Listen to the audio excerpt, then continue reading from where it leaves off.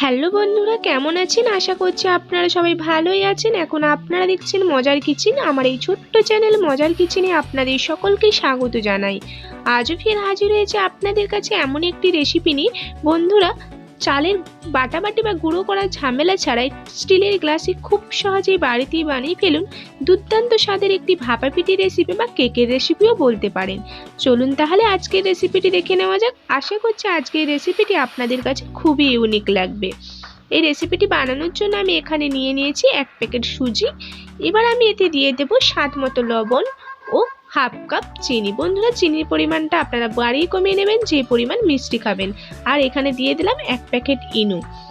দিয়ে শুকনো অবস্থায় আমি 1 মিনিট ভালোভাবে মাখিয়ে নেব। দেখুন বন্ধুরা, এভাবে শুকনো অবস্থায় 1 মিনিট ভালোভাবে মাখিয়ে নিতে হবে।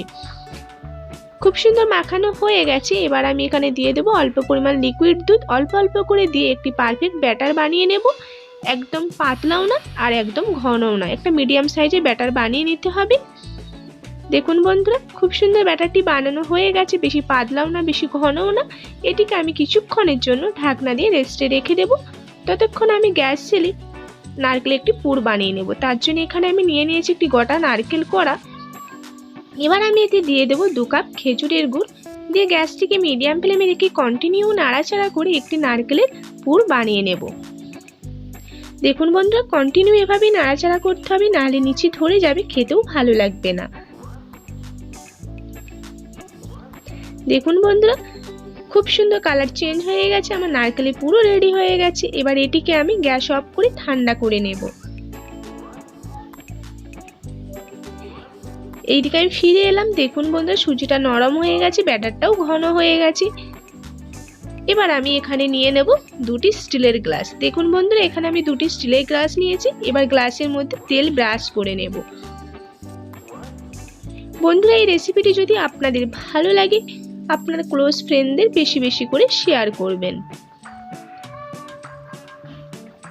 দেখুন বন্ধুরা, এই গ্লাসটাতেও আমি ভালোভাবে তেল ব্রাশ করে নেব। এবার আমি গ্লাসের মধ্যে অল্প অল্প করে সুজির মিশ্রণ দিয়ে দেব। একবারে ভর্তি করে দেব না, কিছুটা খালি রাখবো। কেন রাখলাম সেটা আপনাদেরকে পরে বলছি। দেখুন, একটা গ্লাস দেওয়া হয়ে গেছে। এবার আমি বাকিটাকেও এইভাবে দিয়ে দেব।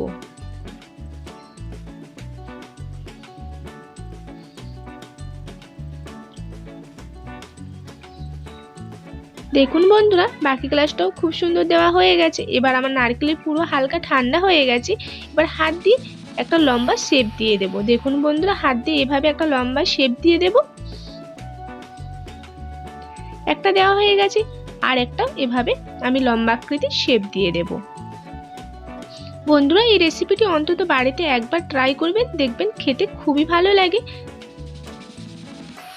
দেখুন, বাকিটাও খুব সুন্দর শেপ দেওয়া হয়ে গেছে।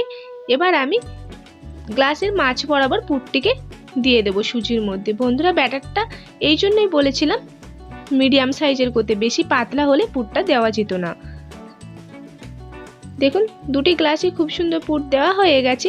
এবার আমি গ্যাস জ্বেলে ওভেনে একটি পাত্র বসিয়ে দেব। তাতে দিয়ে দিয়েছি অল্প পরিমাণে জল। গ্লাসের 3 ভাগের 1 ভাগ জল দিতে হবে। দেখুন বন্ধুরা, দিয়ে গ্যাসটিকে মিডিয়াম ফ্লেমে, লো টু মিডিয়াম ফ্লেমে রেখে আধ ঘন্টার জন্য ঢাকনা দিয়ে রেখে দেব ভাপানোর জন্য।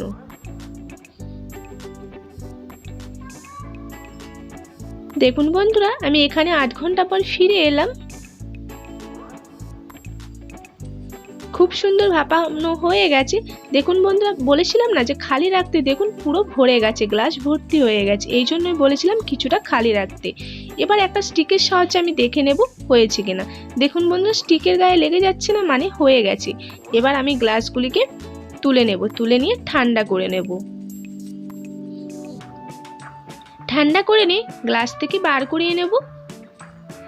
দেখুন বন্ধুরা, খুব সুন্দর বার করানো হয়ে গেছে। এবার এটিকে আমি ছুরির সাহায্যে কেটে পরিবেশন করব। বন্ধুরা, কাটার সময় খুব ধীরে ধীরে কাটতে হবে, না হলে ভেঙে যাবে। যেহেতু প্রচুর সফট হয়, ওই জন্য ধীরে ধীরে কাটতে হবে। দেখুন বন্ধুরা, কতটা লোভনীয় দেখতে হয়েছে, খেতে কিন্তু দুর্দান্ত লাগে। দেখুন বন্ধুরা, কতটা সফট হয়েছে। আশা করছি আপনারা আমার পুরো ভিডিওটি দেখেছেন। দেখে যদি ভালো লাগে অবশ্যই লাইক কমেন্ট শেয়ার করবেন। আর যেসব বন্ধুরা আমার এই ছোট্ট চ্যানেলটিকে সাবস্ক্রাইব করেছেন তাদেরকে অসংখ্য ধন্যবাদ। যারা আমার চ্যানেলে নতুন এখনও আমার এই ছোট্ট চ্যানেলটিকে সাবস্ক্রাইব করেনি সেসব বন্ধুদের কাছে সাবস্ক্রাইব করার অনুরোধ রইল। আর হ্যাঁ, পাশে থাকা বেল আইকনটা অবশ্যই প্রেস করবেন, তাহলে আমার ভিডিও ছাড়ার সাথে সাথে আপনাদের কাছে নোটিফিকেশন পৌঁছে যাবে। আবার হাজির হব আপনাদের কাছে নতুন কোনো রেসিপি নিয়ে। ভালো থাকুন, সুস্থ থাকুন আর নিরাপদে থাকুন। Bye bye.